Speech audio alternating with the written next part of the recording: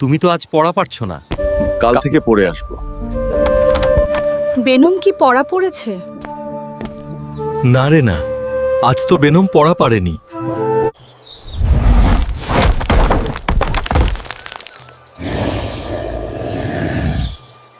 আজ তো আমার বাঁশের দিন, বাঁশকে একটু উপভোগ করি।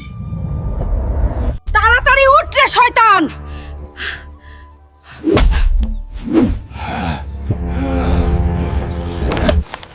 সকালে উঠেই মজাদার বাঁশ।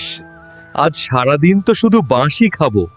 বেনম, আজ তো তুমি খুব ভালো পড়া পারছো। এগুলো বাঁশের শক্তি। বেনম, বাঁশের শক্তিতে তো ভালোই পড়া পারলি।